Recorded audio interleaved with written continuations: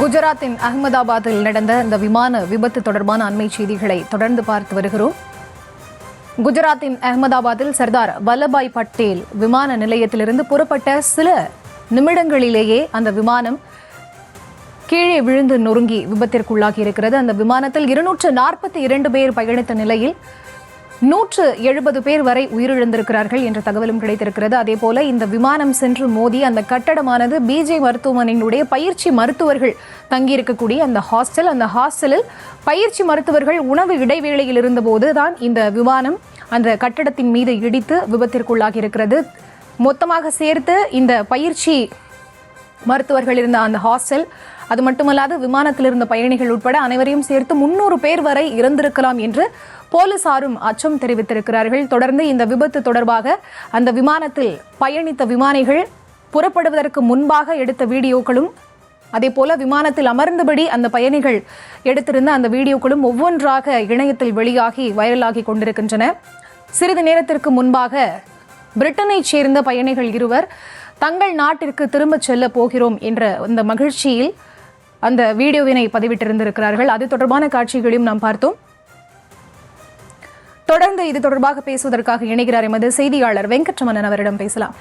வணக்கம் வெங்கட்ரமணன்.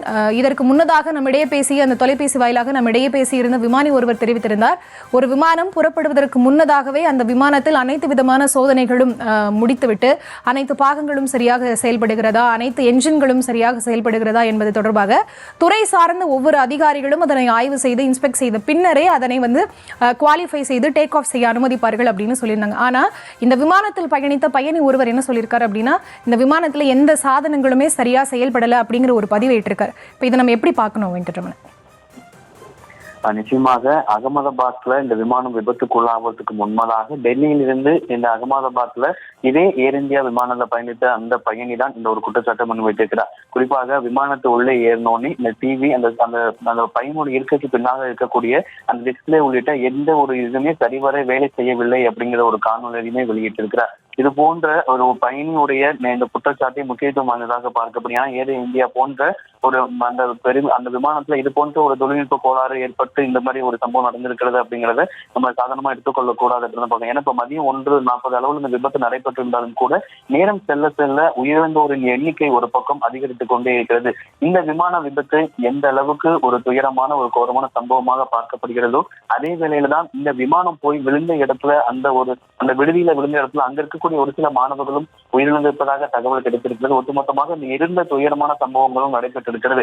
நேரம் செல்ல செல்ல இந்த விமானத்துல பயணம் செய்தவர்கள் அகமதாபாத் விமான நிலையத்துல அந்த விமானம் ஏறுவதற்கு முன்னதாக அவர்கள் பதிவிட்ட அந்த காணொலி ஆகட்டும், அதே போல இங்க முன்னதாக அந்த பயணி ஒருவர் குற்றச்சாட்டு விட்டு அந்த ஒரு காணொலி ஆகட்டும், நேரம் செல்ல செல்ல அந்த ஒரு காணொலிகள் தற்பொழுது வெளியே வர தொடங்கி இருக்கிறது. குடும்பமாக எவ்வளவு சந்தோஷமாக இந்த பயணத்தை தொடங்கி இருப்பார்கள். ஆனால் அந்த அகமதாபாத் விமான நிலையத்திலிருந்து புறப்பட்ட சில மணி நேரத்திலேயே இந்த விபத்து என்பது தற்பொழுது நடைபெற்றிருக்கிறது.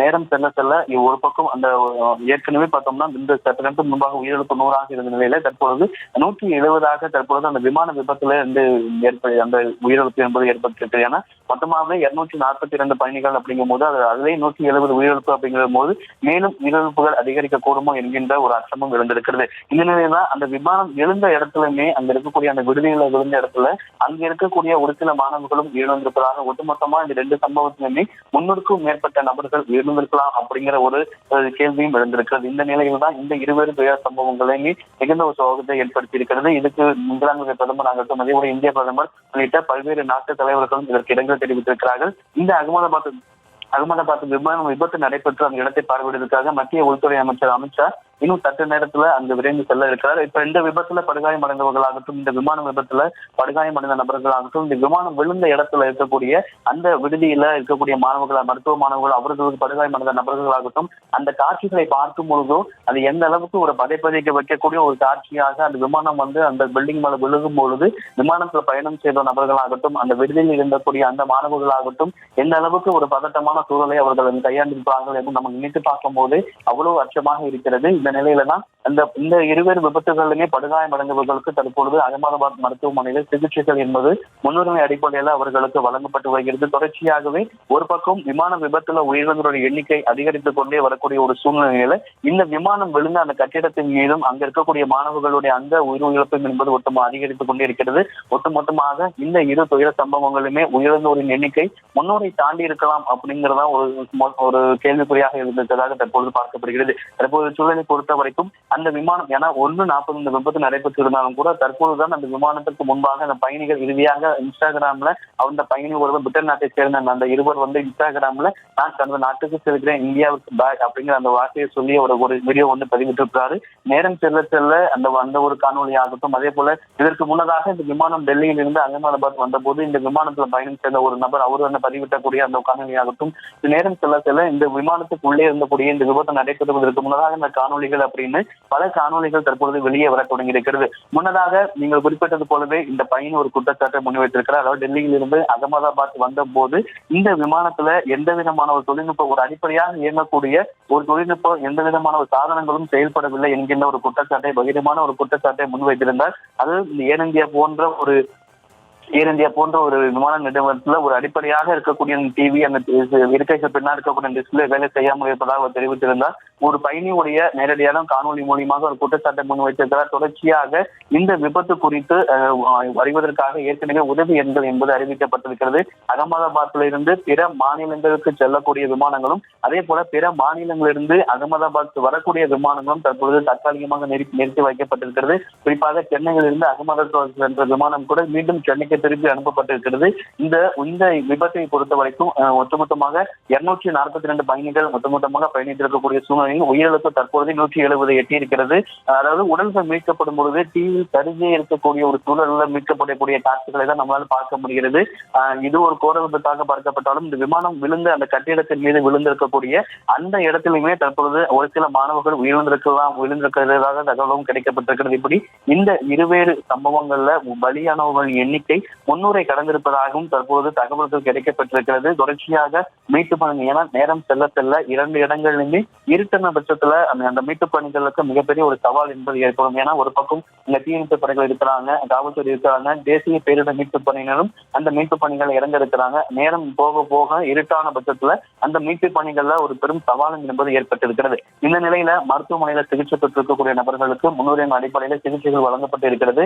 அதே நேரத்துல இந்த விமானத்துல உயிரிழந்த பயணிகளுடைய அந்த விவரங்களும் தொடர்ந்து சேகரிக்கப்பட்டே வருகிறது.